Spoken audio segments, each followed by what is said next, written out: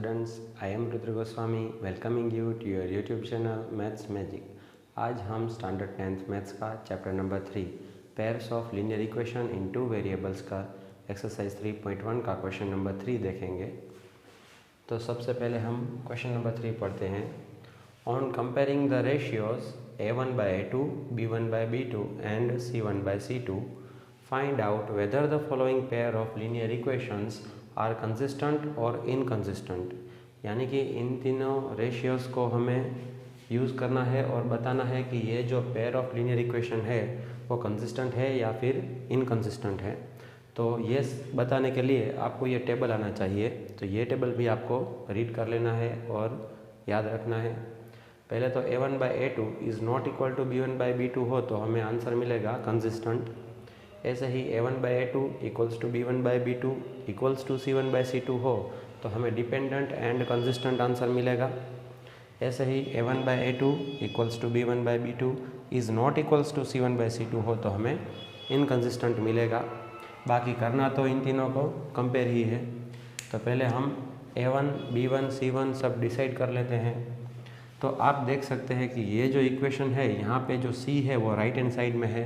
तो पहले तो हमें ये c है वो लेफ्ट हैंड साइड में ले आना है। तो इस इक्वेशन को हम फिर से लिखेंगे 3x + 2y, यानी कि ये स्टैंडर्ड फॉर्म में नहीं है, हमें इसे स्टैंडर्ड फॉर्म में लिखना है।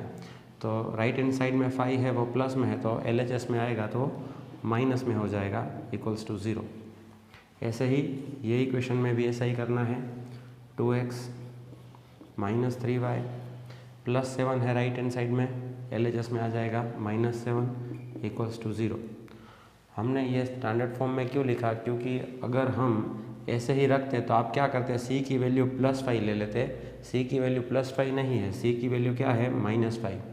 समझ में आया? क्योंकि राइट हैंड साइड में है तो वो तो माइनस में से प्लस हो जाएगा।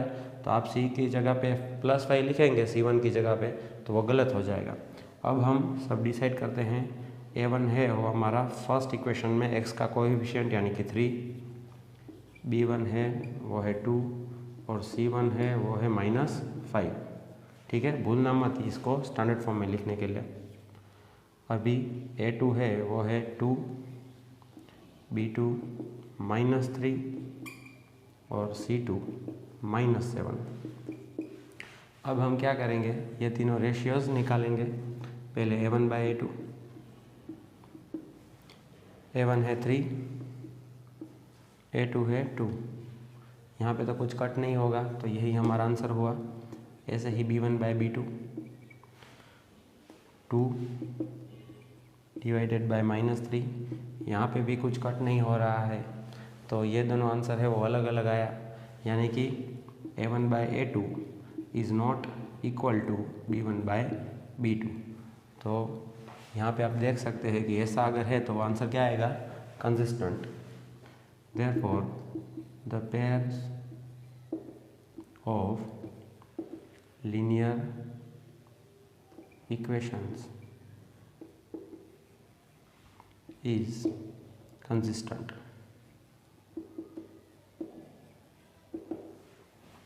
ऐसे ही हम करेंगे सेकंड क्वेश्चन। यहाँ पे भी आप देख सकते हैं हमारी जो इक्वेशन है वो स्टैंडर्ड फॉर्म में नहीं है। तो पहले हम इसे स्टैंडर्ड फॉर्म में कन्वर्ट करेंगे। तो फर्स्ट इक्वेशन लिखते हैं 2x - 3y, right hand side में +8 है, LHS में आएगा -8 इक्वल्स टू 0। ऐसे ही second equation 4x - 6y -9 equals to 0। अब हम a1 2, b1 -3, c1 -8, ऐसे ही a2 4, b2 -6, c2 -9। याद रखना बच्चों, साइन में गड़बड़ नहीं होनी चाहिए, नहीं तो आंसर इनकरेक्ट आएगा। अब हम तीनों रेशियो को कंपेयर करेंगे। a1 by a2 2 by 4 cut हो जाएगा, 2 2 ज़ा 4, 2 1 ज़ा 2, आंसर आया 1 by 2। ऐसे ही b1 by b2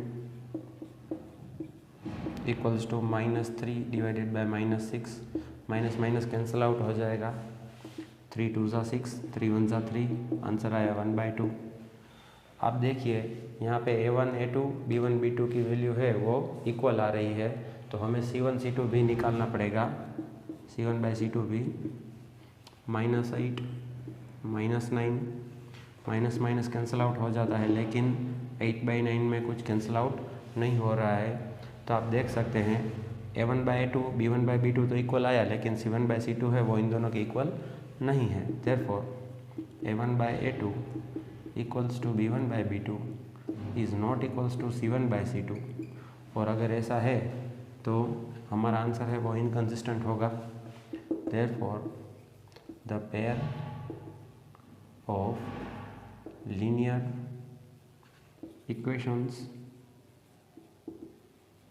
is inconsistent।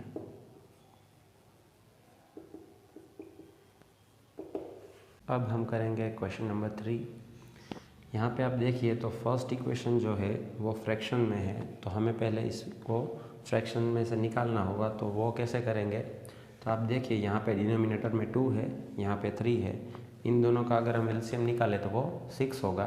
तो हम क्या करेंगे, पहले तो इस पूरी इक्वेशन को हम एलसीएम 6 से मल्टीप्लाई करेंगे।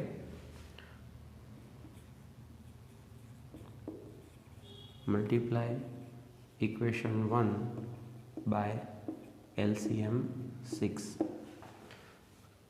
3/2 x into 6 plus 5/3 y into 6 equals to 7 into 6।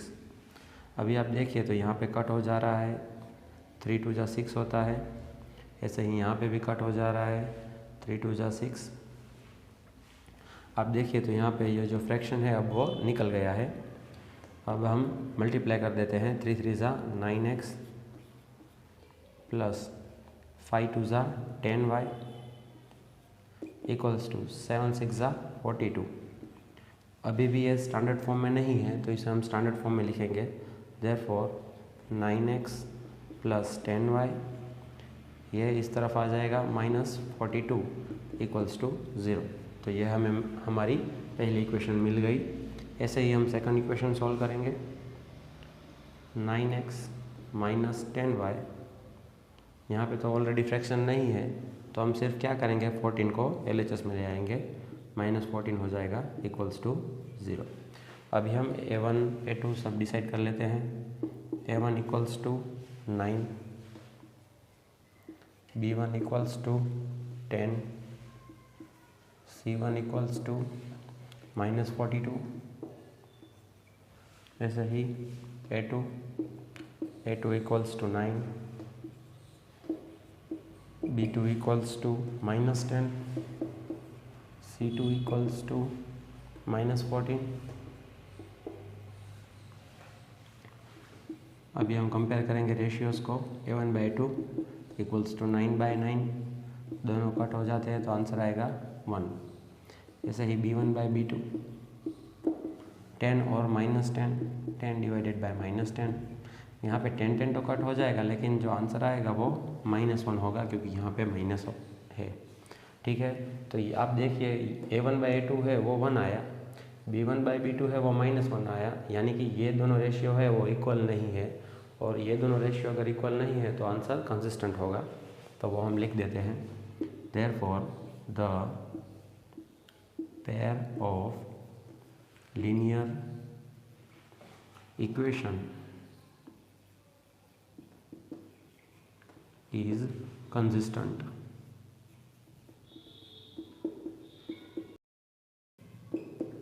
ऐसे ही हम करेंगे हमारा क्वेश्चन नंबर 4। यहाँ पे भी आप देख लीजिए, C है वो राइट साइड में है, उसे लेफ्ट साइड में ले आते हैं। 5x minus 3y, 11 left hand side में आएगा तो -11 हो जाएगा equals to 0। Second equation -10x plus 6y, -22 है तो +22 हो जाएगा equals to 0। Now A1 equals to 5, B1 equals to -3, C1 equals to -11। ऐसे ही A2 equals to -10, B2 equals to 6, C2 equals to +22। अब हम रेशियोज़ को कंपेयर करेंगे। A1/A2 इक्वल्स टू 5/-10,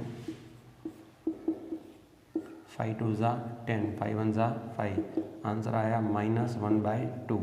यहाँ पे माइनस है तो वो यहाँ पे भी हम लिख सकते हैं। ऐसे ही B1/B2 इक्वल्स टू -3/6, 3 2 ज़ा 6, 3 1 ज़ा 3, आंसर आया हमारा -1/2। आप देख लीजिए दोनों रेशियो है वो इक्वल आया, तो फिर हमें C1/C2 भी निकालना है। C1/C2 इक्वल्स टू -11/22, 11 2 ज़ा 22, 11 1 ज़ा 11, फिर से हमारा आंसर आया -1/2। तो यहाँ पे हमें तीनों रेशियो है वो इक्वल मिले। A1/A2 equals to B1/B2 equals to C1/C2। Therefore, the pair of linear equation is dependent and consistent. Dependent and consistent.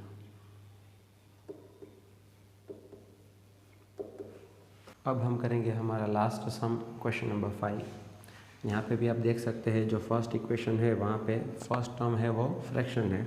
तो फ्रैक्शन निकालने के लिए क्या करेंगे, पूरे के पूरी इक्वेशन को हम एलसीएम से मल्टीप्लाई करेंगे। यहाँ पे डिनोमिनेटर में 3 है, यहाँ पे 2 के डिनोमिनेटर में कुछ नहीं तो 1 होगा, और 3 और 1 का एलसीएम तो 3 ही आएगा। Multiply equation 1 by LCM 3, then 4/3x into 3 plus 2y into 3 equals to 8 into 3। यहाँ पे 3 3 कट हो जा रहा है तो सिर्फ बचा 4x प्लस 3 2 ज़ा 6, 6y इक्वल्स टू 8 3 ज़ा 24। यह हमें हमारी फर्स्ट इक्वेशन मिली, लेकिन स्टैंडर्ड फॉर्म में नहीं है, तो पहले हम इसे स्टैंडर्ड फॉर्म में लिख लेते हैं। 4x प्लस 6y 24 LHS में ले आते हैं -24 इक्वल्स टू 0। तो अब हमें हमारी फर्स्ट इक्वेशन मिल गई। ऐसे ही सेकंड इक्वेशन हम बनाएंगे। 2x प्लस 3y, 12 को हम LHS में ले आते हैं -12 हो जाएगा इक्वल्स टू 0। अब हम A1 A2 सब डिसाइड कर लेते हैं। A1 इक्वल्स टू 4,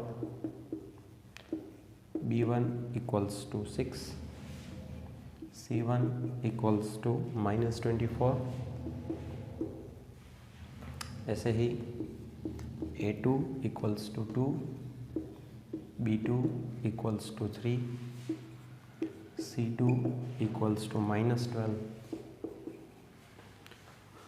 अब हम रेशियोज़ कंपेयर करेंगे। A1/A2 इक्वल्स टू 4/2, 2 2 ज़ा 4, 2 1 ज़ा 2, आंसर आया हमारा सिर्फ 2। ऐसे ही B1/B2 6/3, 3 2 ज़ा 6, 3 1 ज़ा 3, कट हो गया, आंसर यहाँ पे भी आया हमारा 2। तो ये दोनों रेशियो अगर इक्वल आए तो हमें C1/C2 भी निकालना है। C1/C2 equals to -24 divided by -12। ऊपर नीचे दोनों साइड माइनस हो तो वो कैंसिल आउट हो जाते हैं। 12 2 ज़ा 24, 12 1 ज़ा 12, यहाँ पे भी आया आंसर हमारा 2। तो तीनों रेशियो इक्वल मिले। Therefore A1/A2 equals to B1/B2 equals to C1/C2। अगर ये तीनों रेशियो इक्वल है तो हमें डिपेंडेंट एंड कंसिस्टेंट आंसर मिलेगा। Therefore the pair of linear equations is dependent and consistent.